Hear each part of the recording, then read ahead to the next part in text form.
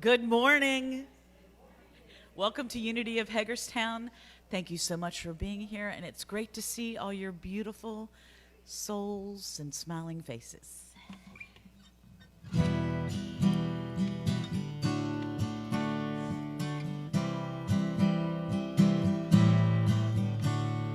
This is a place of great power. We are all children of God. We find great strength as a people of prayer. This is a house built on love. This is a place filled with peace. This is a sacred space. We join our voices in glorious harmony. This is a house built on love. Put aside your heavy burdens, be at peace and enter in. Hear the quiet voice of spirit, feel the steady strength of friends. Feeling as you were on a journey, at long last you are home. When your memories surround you, and you'll never be alone. This is a place of great power. We're all children of God. We find great strength as a people of prayer. This is a house built on love. This is a place filled with peace. This is a sacred space. We join our voices in glorious harmony. This is a house built on love. Open up your heart to spirit, let your miracles occur. Never underestimate the power of the spoken word. Just conceive it to receive it. God has promised this to you. There's a good that's waiting for you if you only make the room. This is a place of great power. We are all children of God. We find great strength as the people of prayer. This is a house built on love. This is a place filled with peace. This is a sacred space. We join our voices in glorious harmony. This is a house built on love.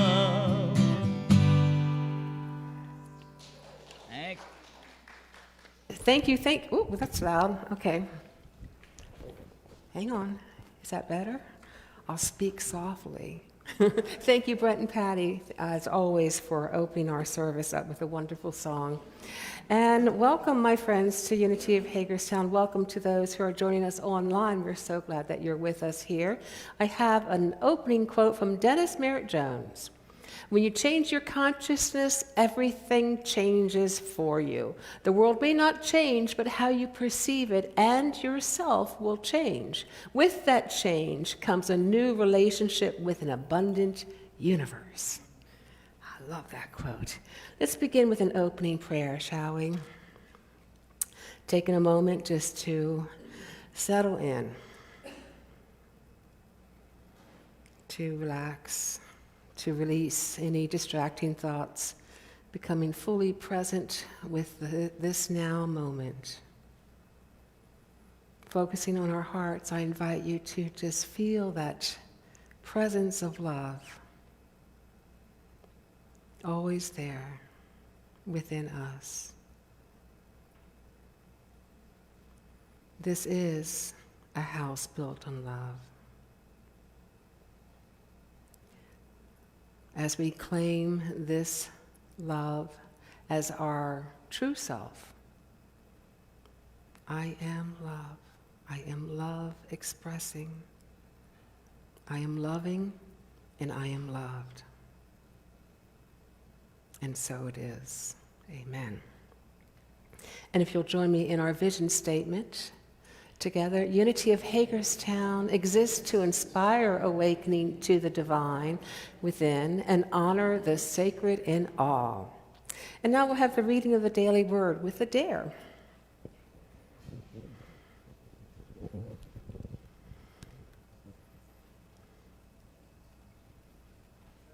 Today's reading, In the Divine Presence, I Am Guided. Divine guidance is not only found in burning bushes or mind-blowing revelations. More often, it arrives as gentle nudges, subtle enough to overlook, ordinary enough to dismiss. Excuse me. I thought these people were in Croatia. I'm just seeing their beautiful faces. All right, it's just another divine moment. Yet these quiet signals are holy too. A craving for sweetness, a need for fresh air, a muscle that tightens or relaxes, all can be taken as cues to care for body and soul. As I become present to the fullness of my humanity, my senses, intuition, inner knowing, I recognize guidance as ever-flowing. It invites a restorative resting of mind and heart. It is an alert stillness that listens, a receptive openness where clarity emerges and gentle distraction unfolds. Excuse me. Gentle direction unfolds. I trust the quiet impulses that draw me forward, allowing the simplest moments to lead me toward my soul's fulfillment with ease. And the reading from Scripture, my presence will go with you, and I will give you rest. Together, let's read, In the Divine Presence, I Am Guided.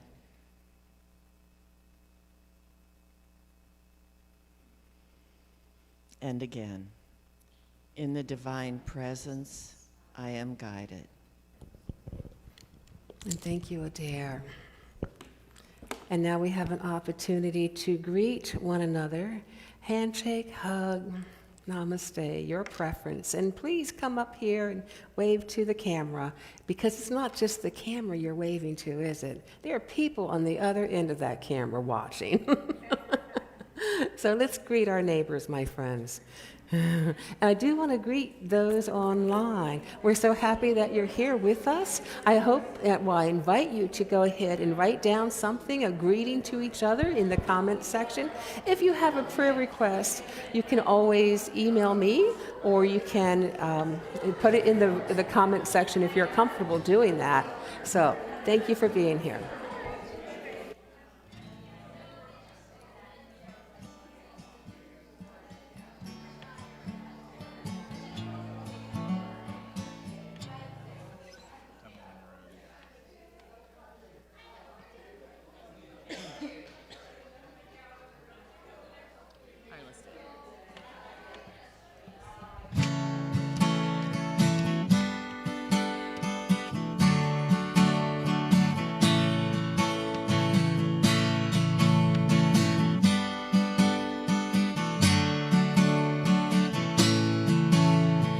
Welcome to right here. Welcome to right now. Your presence is a gift, and we say thank you. Welcome to right here. Welcome to right now. Your presence is a gift, and we say thank you. Thank you. Thank you. Your presence is a gift, and we say thank you. Thank you. Thank you. Your presence is a gift, and we say thank you. Everything you are, everything you do, your presence is a gift, and we say thank you. Everything you are, everything you do, your presence is a gift, and we say thank you.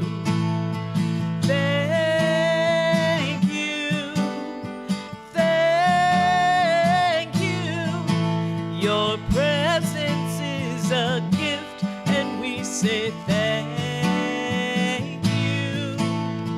Thank you. Thank you. Your presence is a gift, and we say thank you. Welcome to right here. Welcome to right now. Your presence is a gift, and we say thank you. Your presence is a gift, and we say thank you. Thank you. Yes, thank you, Brett and Patty. You know, I really love that song because I really feel like each of you here, your presence is a gift, but your presence is really a gift too, right? So when you're present, fully present in the moment, when you're aligned with your Christ consciousness, what a gift that is to the world. Okay, so guess what we're talking about again today? Core values, yeah. So today we're concluding our series, reviewing our core values that this community discerned over a year ago. These values are really how we want to present ourselves in daily life, how we want to present ourselves to the world. They help us make decisions. They're kind of our guiding principles, as we could say that. So as a recap, we're going to go over the values that we've already looked at briefly, and then look at the last value that we had discerned. So as a recap, spiritual is the first value. I am a spiritual being living in a spiritual world under spiritual law. Yeah, I mean, that's a pretty good foundation, isn't it? And we can come back again and again to remember this, because often we forget. We fall under that trance of our personality, and we forget that we're more than human, that we are actually spirit. But we can remember, as Emily Cady tells us, the truth about you is that you are a center of God consciousness. You are a part of the wholeness of infinite life. You are a spark of the divine, a radiance of universal intelligence, an emanation of the one mind. Just breathe that in for a second. This is a powerful statement of who you are as a spiritual being. An emanation of the one mind. So, we are an expression in spirit, not in potential, but in reality. We're already an expression of spirit. We don't have to work for it. We don't have to do anything for it.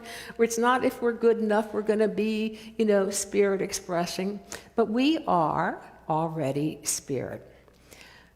And at the same time, we use affirmations to claim it so that we can rewire our brain into remembering it.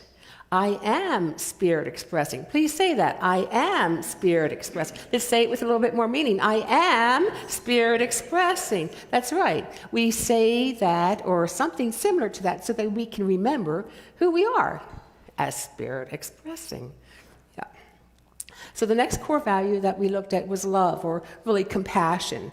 It's really the essence of the spiritual world. Love is the attracting power of the universe. It opens our hearts into being present and being that presence as well. It opens our hearts to the gifts of God within us. God is love, we're told in the Christian Testament. And if that is so, which I truly believe it is, and God is omnipresence, then guess what, my friends? Love is everywhere present as well, throughout. As individuals, we open to this power of love by recognizing that it flows through us, as us. We learn to love and accept ourselves so that we might learn and to radiate love to others as well, recognizing that everything is either love or a call for love, so that we might respond in love. Eric Butterworth's wonderful affirmation, let's say this together. I am created in and of love. It is my nature, the root of my being. I am the very activity of love in expression. I have within me all the love in the universe. Turn to somebody nearby and say, you have all the love in the universe within you. You have faith, you have all the love in the universe in you. And you have all the love in the universe in you.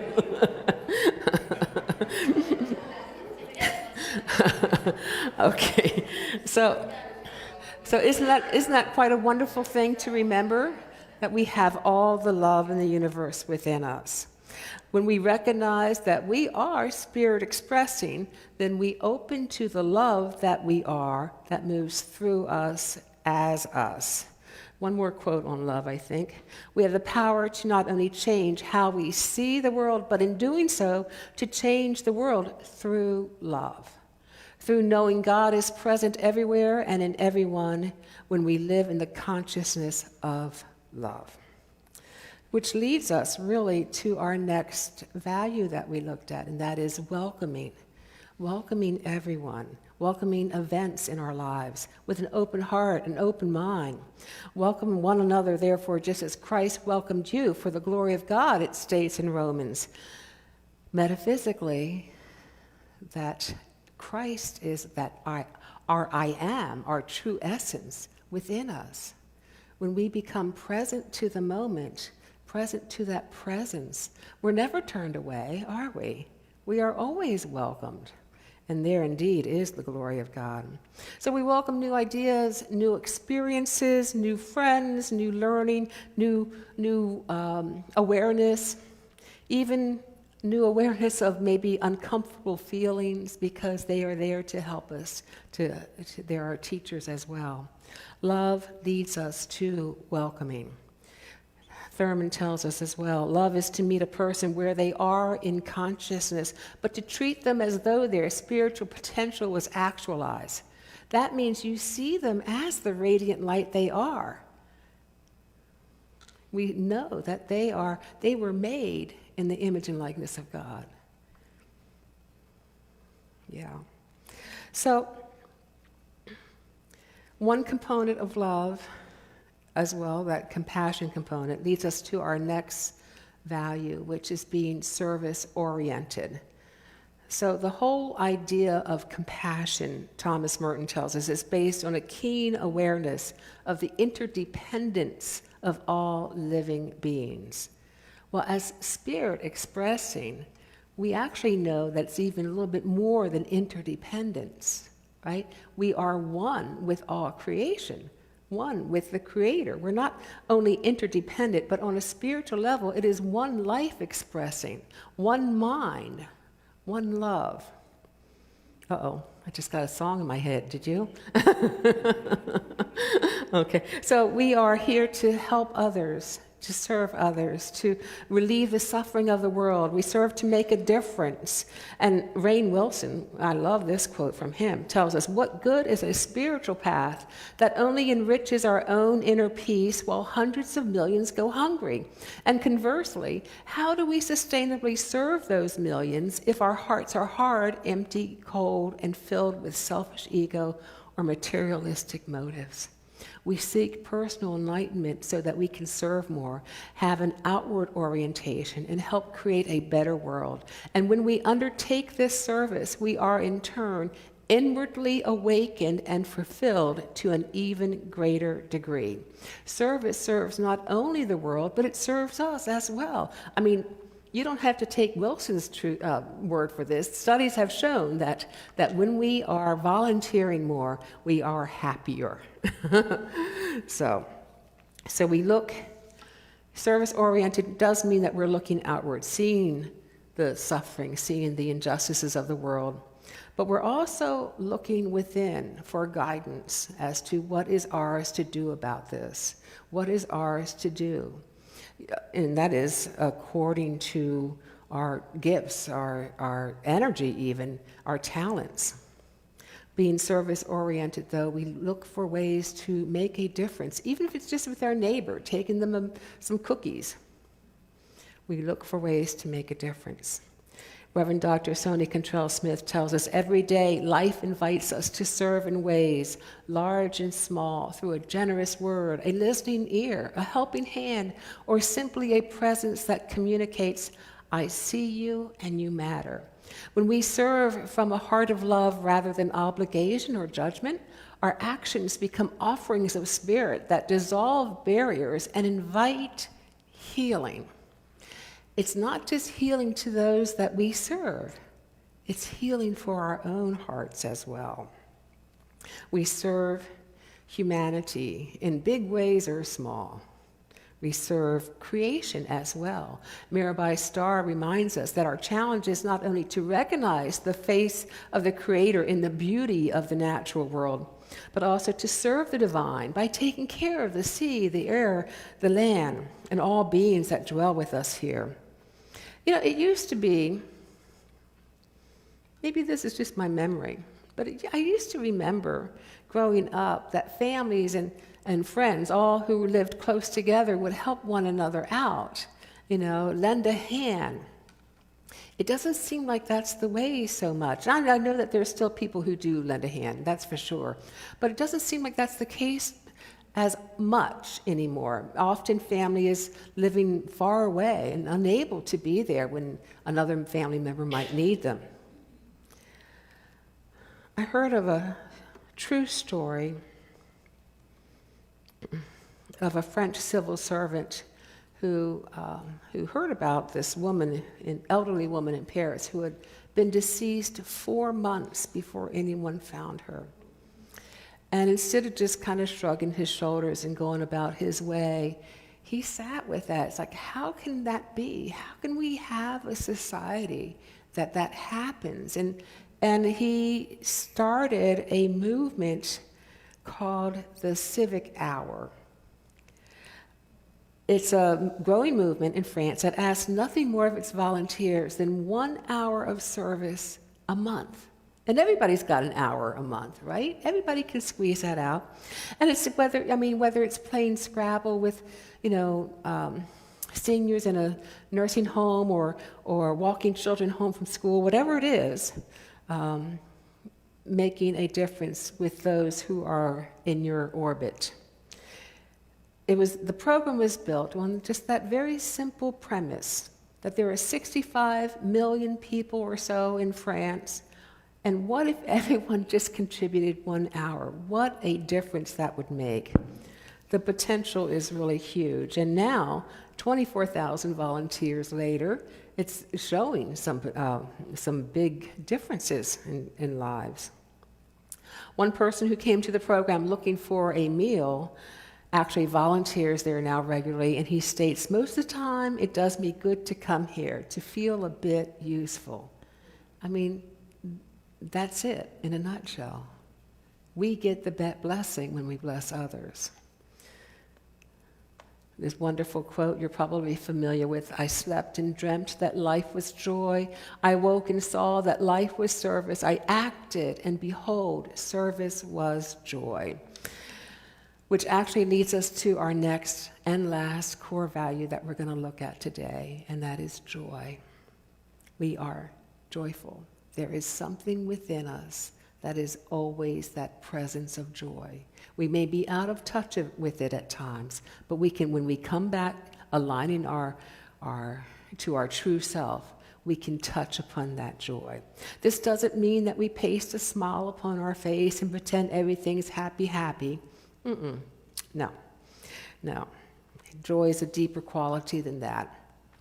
Joy also includes, in the Buddhist frame of mind, includes those 10,000 joys and 10,000 sorrows. The whole gamut of life is what brings us joy. Compassion and suffering, loving kindness and snarkiness. Okay?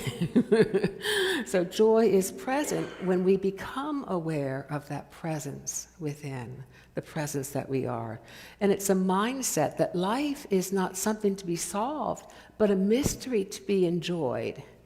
As Mary Oliver states, my work is loving the world and being astonished. I love that. So many of us may have or have had in the past an idea in our minds that If I only got this A, B, and C in my life, I'd be happy. Or, if I had the job I want, if I had the spouse I want, if I had the house I wanted. And then we get those, or maybe we get one of them and we're not happy because, or maybe for a minute we are, but then we want the better job. We want maybe even a better spouse. I don't know. Maybe not. Okay. And we want the bigger house. In other words, there's kind of a set point for our happiness.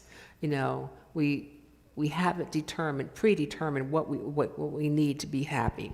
And it's a fixed idea in our habitual thoughts that if life were different, we'd be happier. Something's missing or something's gone wrong.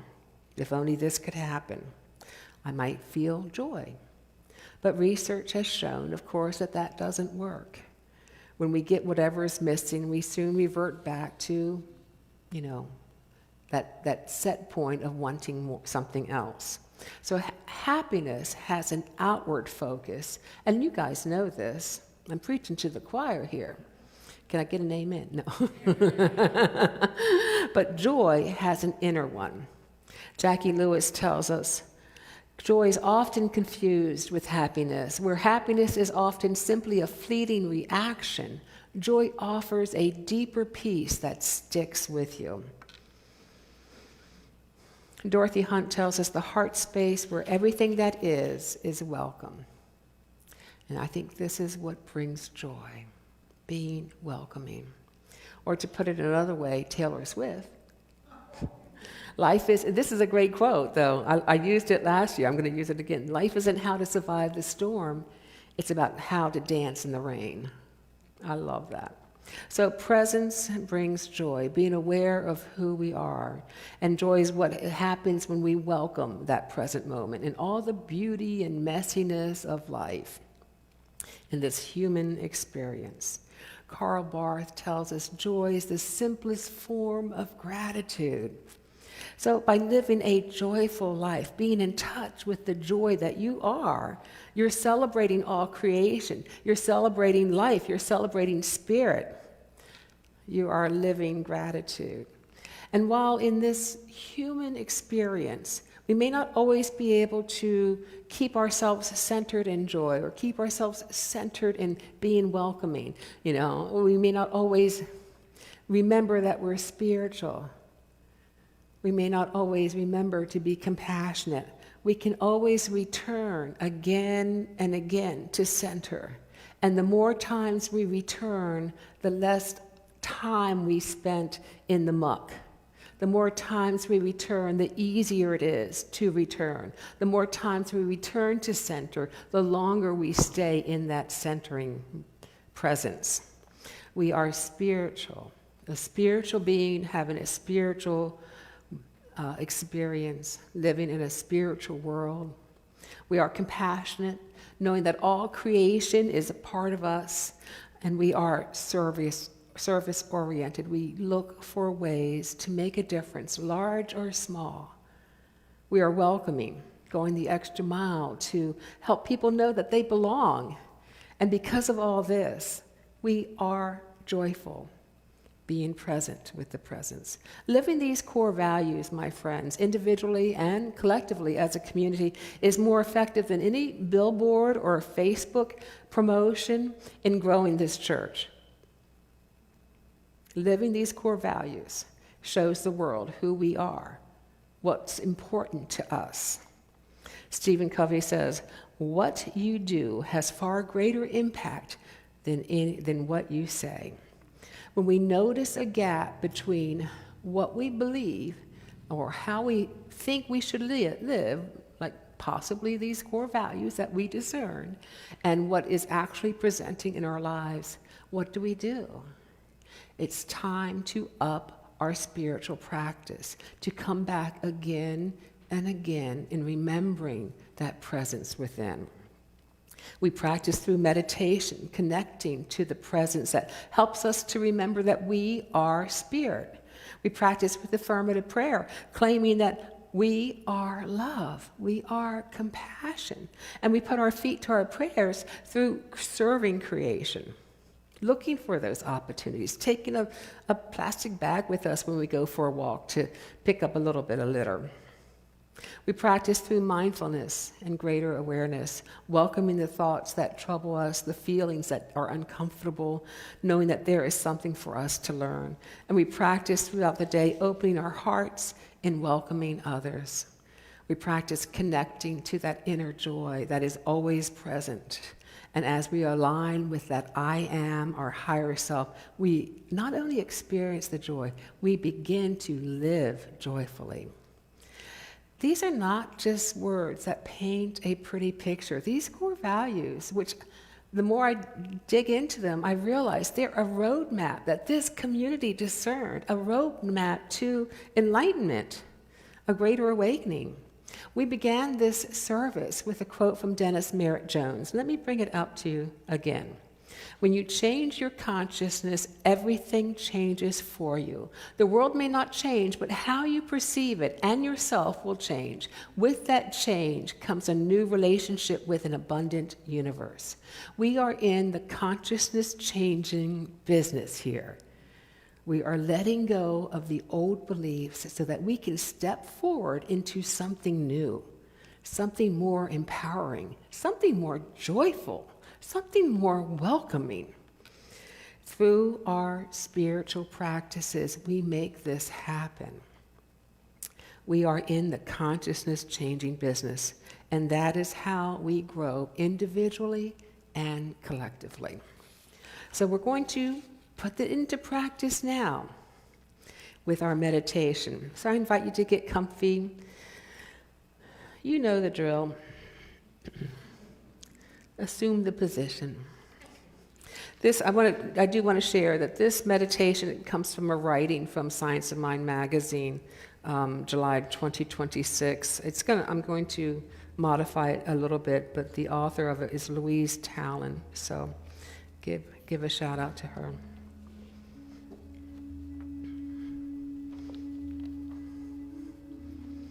So as we settle in, paying attention to our breath,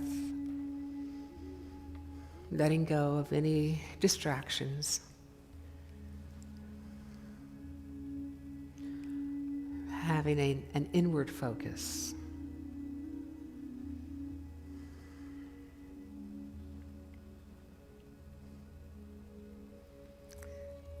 As the divine personified, you are a magnificent being just as you are right in this moment.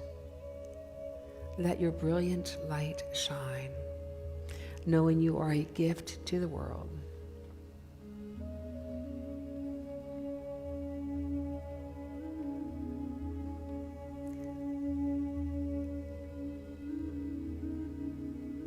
I invite you to affirm silently, I share my gifts with the world, knowing that I am a magnificent expression of the divine. I share my gifts with the world, knowing I am a magnificent expression of the divine. Take that affirmation into your heart and let it sing.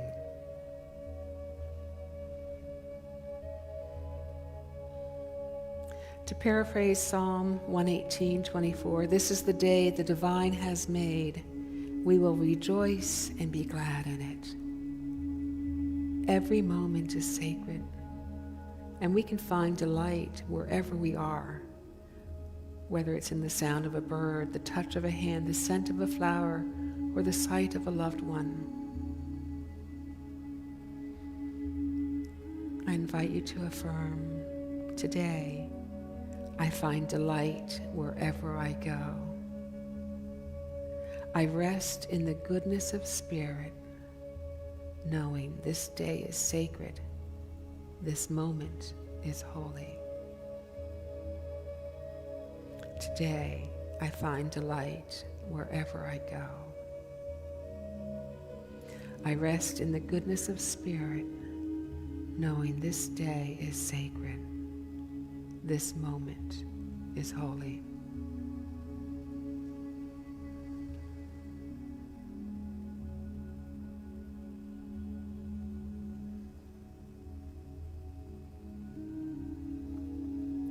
Ernest Holmes wrote, "Compassion is the most gentle of all human virtues, for it is the outpouring of the divine givingness through all."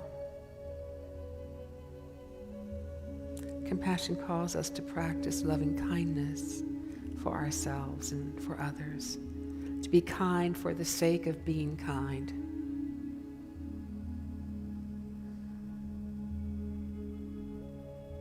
I invite you to affirm, "I honor everyone I meet as a spark of the divine. I recognize that what affects one of us affects all of humanity. I honor everyone I meet as a spark of the divine. I recognize that what affects one of us affects all of humanity.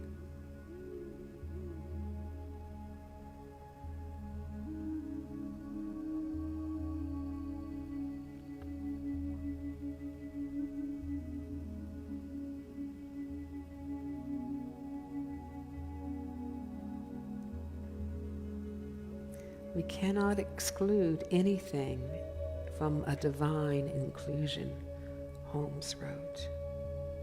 We cannot exclude anything from a divine inclusion. There is no experience, no idea, no person, no thought that is not divine.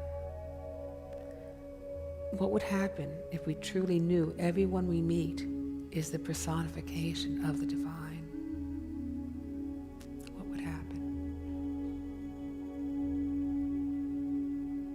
I invite you to affirm silently, "I see the divinity in everyone I meet. I remember there is no other, there is only God.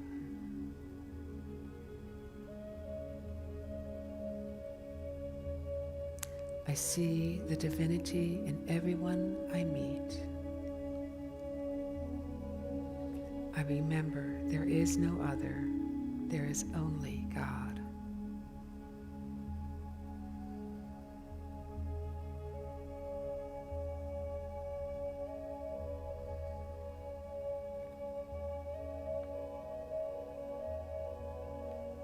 And as we rest in a moment of silence, staying connected to our heart space, staying connected and aligned with our true self,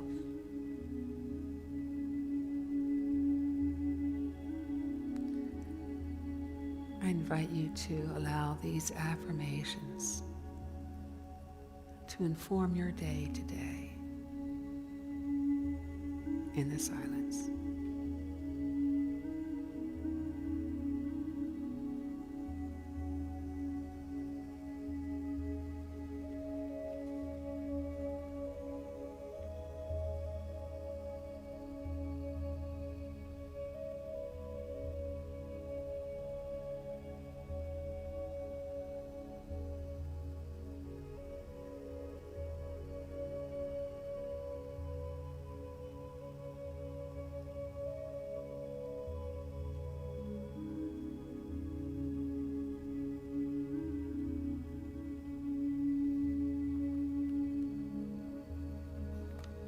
And so it is. And as we begin to come back from this meditation, I invite Brett and Patty to share their next song.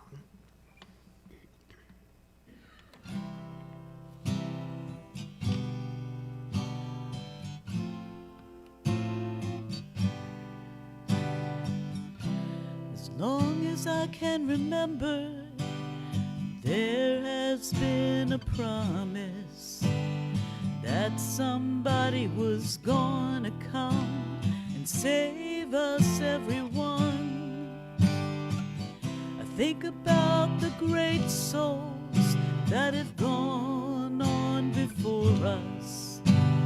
Have we continued the work that they've begun? We can all make a difference if we give a little more. We'll become from the answer to what the world's been waiting for. We are the ones that we have been waiting for to save and make this world a better place. We are the ones that we have been waiting for, and together we can lift the human race. We are the ones that we have been waiting for to save and make this world a better place. We are the ones that we have been waiting for, and together we can lift the human race.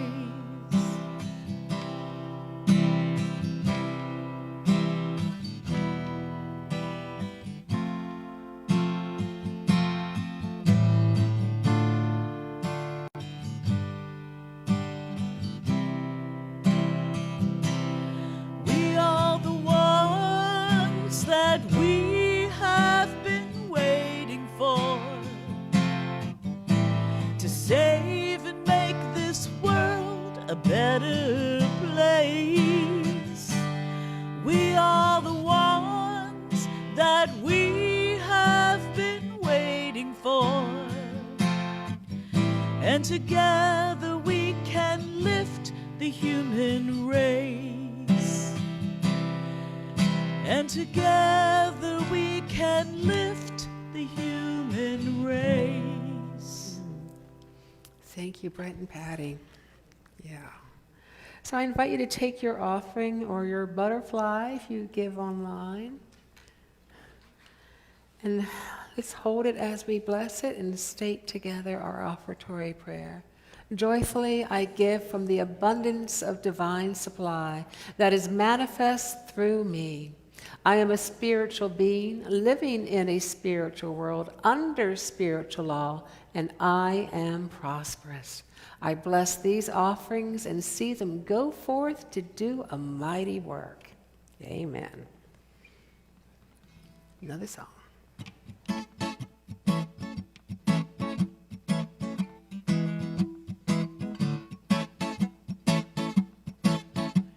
Spirit is joy, oh holy joy. Spirit is joy, oh holy joy. Spirit is joy, oh holy joy. Let your light blaze through. Let your image reflect the truth that you are God's own child. Shout about the light within, holy, pure, and undefiled. Spirit is joy, oh holy joy, springs from my soul to you. Catch on fire with the zeal of God, oh let your light blaze through. Dance and sing, yes, laugh and shout, creation gives you the clue. You say that your God is love, well it's time to live like it's true. Spirit is joy, oh holy joy, springs from my soul to you. Catch on fire with the zeal of God, oh let your light blaze through. Spirit is joy, Spirit is joy, oh holy joy. Spirit is joy, oh holy joy. Spirit is joy, oh holy joy. Let your light blaze through.